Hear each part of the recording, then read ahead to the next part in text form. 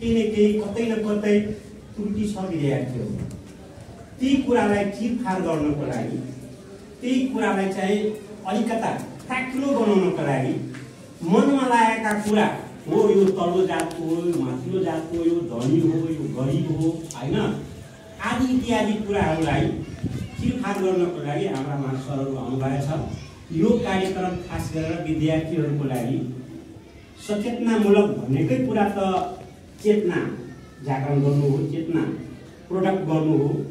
त यो कार्यक्रम खास गरेर विद्यार्थीहरूको लागि उपलब्धिमूलक नै हुन्छ र यो आजदेखि 11 गतेदेखि 13 गतेसम्म यो कार्यक्रम हाम्रो विद्यालयमा यी विद्यार्थीहरूको माझमा उहाँ सरहरूले दिनेछ र यो कार्यक्रम अन्तर्गत वा फलदायी हुन्छ भन्ने विश्वास गर्दै म आफ्नो विषय धर्म, संस्कृति, परम्परा हैन का मान्छेहरू बसोबास गरिराखेको हुन्छ। तिनीहरूको बीचमा जुन एउटा आन्तरिक द्वन्द्व छ, जुन द्वन्द्व चाहिँ हामी भन्छौँ जातीयताको विभेद, जातीयताप्रति एकअर्कालाई बच्याउने हैन, त्यस्तो प्रवृत्ति चाहिँ हामीबाट हटाउने यो सचेतना गर्न भनेको छ।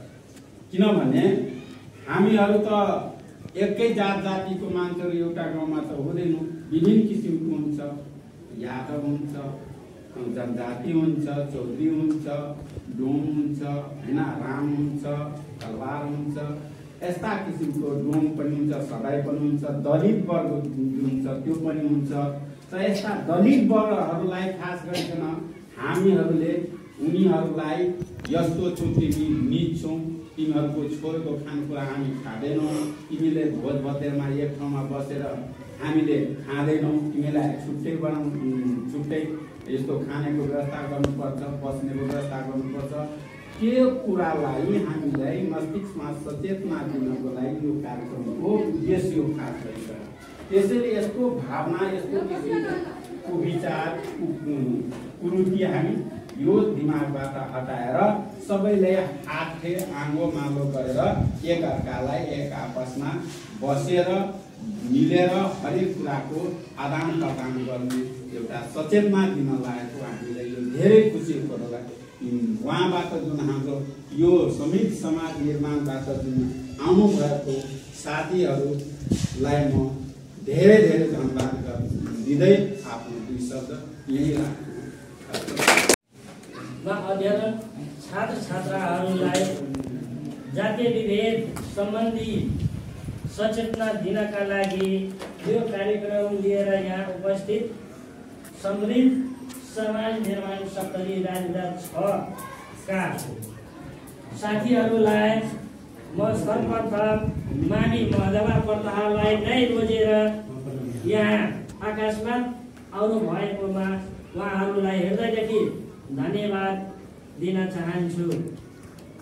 कुरो रह्यो अब यो जातीय विभेद के हो, यसले हाम्रो समाजमा के कस्तो किसिमको प्रभाव पारेको छ, यसले समृद्ध समाज बनाउनका लागि कस्तो किसिमको नकारात्मक प्रभावहरू पारिरहेका छन्, जसले गर्दाखेरि समृद्ध समाज बनाउनमा अप्ठ्यारो भइराखेको छ।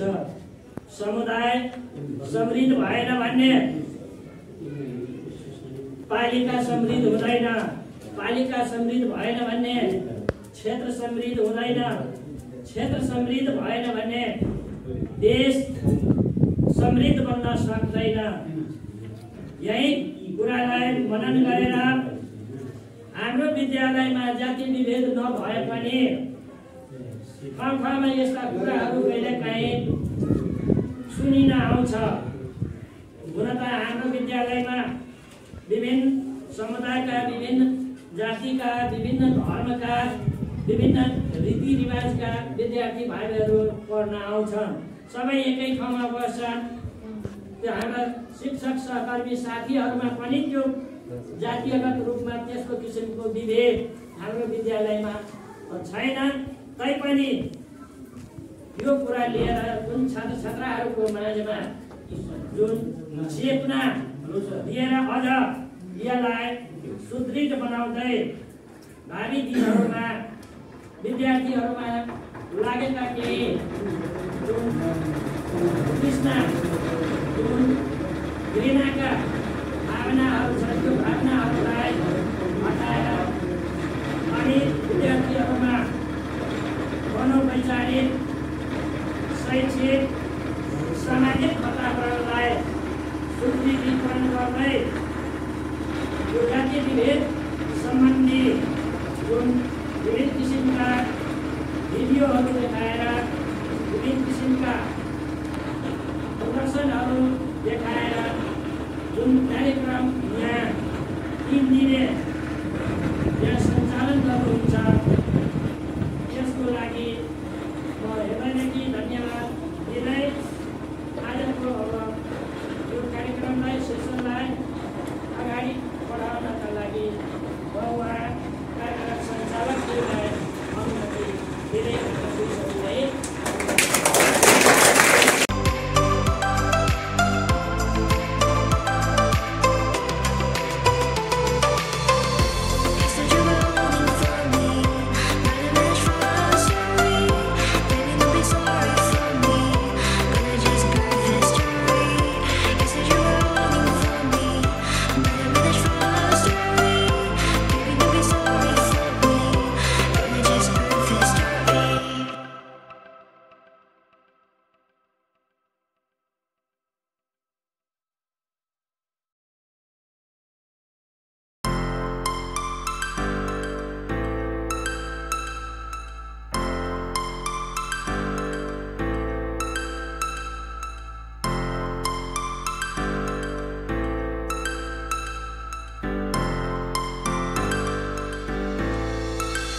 Mr. Fuzzy.